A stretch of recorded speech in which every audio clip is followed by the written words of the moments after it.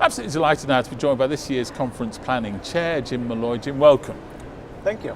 Thank you very much indeed for taking the time to talk to us today. Sure, I'm happy to. It's fantastic it's all come together, isn't it? It has. It's a really great facility, and the host committee's done a fantastic job, and the planning committee, I think, put together a really great program for the members. Give us a little bit of an insight as to what you've been trying to achieve through the planning committee. Okay, so luckily we have been able to get some of the best of the keynote speakers from the past that have come back this year. We've had Dan Pink, who's here to talk about leadership, and Doris Kearns to talk about leadership as well, which is one of the ICMA main things that they're looking at, is building our leadership skills. And then Wes Moore is going to be talking about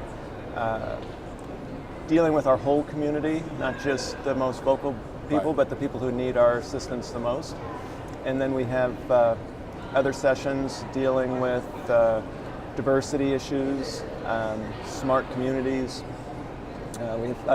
This year, one of the things that we did is we had a lot of speakers that are international speakers, so that we can learn a little bit about the innovative programs that are happening internationally, recognizing that the U.S. does not have a monopoly on innovation. In fact, a lot of our European colleagues have done some extremely innovative things, and so it's a great opportunity for us to learn from them. So how do you make a balance between those people who have maybe been 20 years plus at this conference and those for whom it's the first time?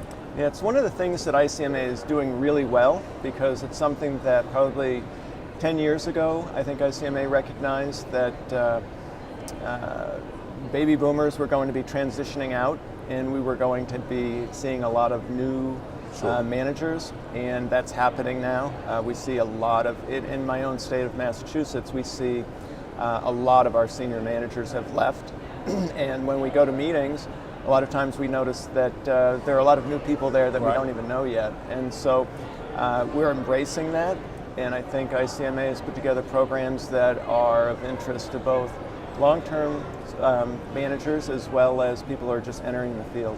So my final question is, one of the big themes this year, as you said, is smarter communities. What are you doing here to, what's the program all about? Yeah, there are several programs on smart communities.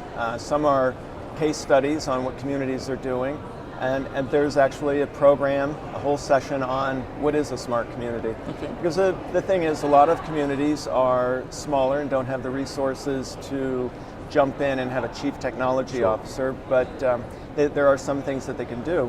One example of a smart community is a community in my area, Framingham, which has inserted sensors in intersections in order to be able to tell the temperature of the road surfaces and to know when they need to send out standing trucks and where they can deploy their resources most efficiently.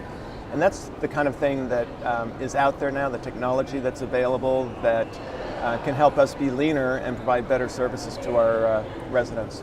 Well, thank you very much indeed for joining us. I'm sure it's going to go really well, and congratulations. Thank you. Thanks.